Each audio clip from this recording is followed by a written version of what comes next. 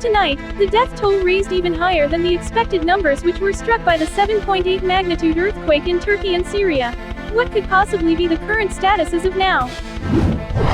Araneta bus terminal went on fire last February 9th. Where will the electronic jeeps park in case of this scenario?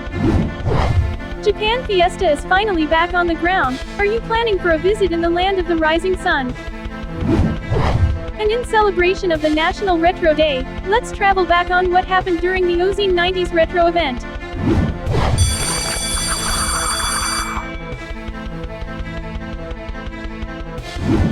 Greetings everyone, Chloe here. Sorry that I was busy back in a few weeks as we're on a meeting to make a huge strategy and help build the better Ka-Si-Ka-Tan community, alongside with my family. Now on to the topics that I have for tonight. Thousands, and thousands of people, I guess that's a lot alright. Thousands of people have lost their lives due to the most destructive earthquake which had occurred back in February 6th between Syria and Turkey. Yup, it's the 7.8 magnitude which it is the same as the past one around 1990 in Luzon, Philippines. We give condolences to those people who have suddenly passed away due to this kind of a tragedy. The earthquake which hit near the town of Gaziantep was closely followed by severe aftershocks, including one quake which was almost as large as the first one. The first earthquake was big as it registered as the 7.8 magnitude, which is the major one. It broke along about 100 kilometers or 62 miles of the fault line, causing serious damage to buildings nearby the fault. This could be one of the worst natural disaster yet in a century. Even children were affected by this one. Remember that the future is totally right behind us, so you have to be prepared and encourage yourself to attend the earthquake drills so you won't get hurt. Compare also to the earthquake in Japan back in 2011, as it registered as magnitude 9, as it could lead to a widespread damage of land, and that could also cause a tsunami. Also, after the last 2 weeks, there's another devastating earthquake within the same border Turkey and Syria, with the magnitude 6.3. Yet a few people have died of that tragedy. And there goes another tragic news on the loose. Last February 9th, good thing our master didn't go out there. There was a huge fire at the Araneta bus terminal. According to the Bureau of Fire Protection, that certain report is this. The origin of the fire was from the sanitation barracks at the commercial building's mezzanine. And it costs 245 million pesos worth of damage. Some stalls inside or nearby the said bus terminal got destroyed, including the corner part on the left where they put the carnival fair at the Times Square food park. Oh gosh, this is really bad. 2023 could get even more worse this time. And that's not all. Brownouts occurred at the Araneta Coliseum, which it also caused by the fire at the Araneta bus terminal, in which it temporarily stopped the game of the Philippine Basketball Association or the PBA, between Blackwater and Terra Firma. The game eventually resumed afterwards.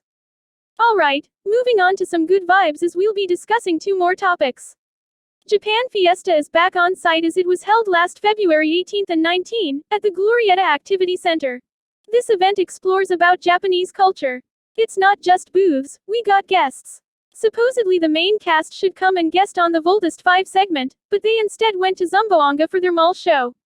So we got the supporting characters including this villain named Prince Zardes rolled by Martin Del Rosario. There's a cosplay competition as well, and even performances from 2 idol groups, R Rules and MNL48. So since it's about cosplay, our master should really wear a costume from the Japanese manga or anime. We'll talk about some funny never-before-seen parts on April 20th, and don't miss as well for a standalone documentary special. And, as we celebrate the National Retro Day, which is every February 27th of each year, we'll be talking about something related to retro. We got a special highlighted topic called the Ozine 90s Retro Event. If you're on the other side of the retro like 70s or 80s, no problem with that. I'm currently wearing this outfit from the 1997 Disney series Recess. I'm cosplaying as Ashley Funicello Spinelli. She is TJ's best friend and neighbor. Ooh, scandalous. Retro stuff gives back the good old memories.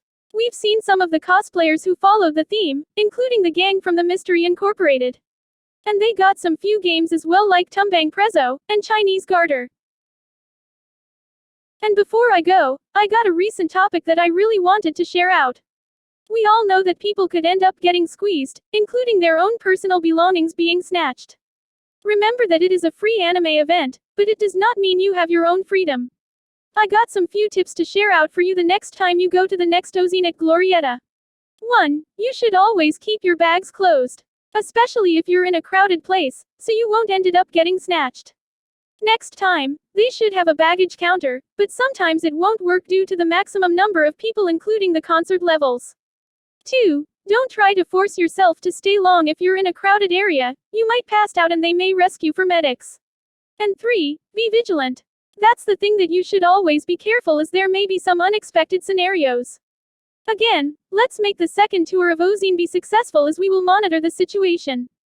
Actually we're kinda busy as we are already beefed up for March. See you guys next time for another Chloe Speaks.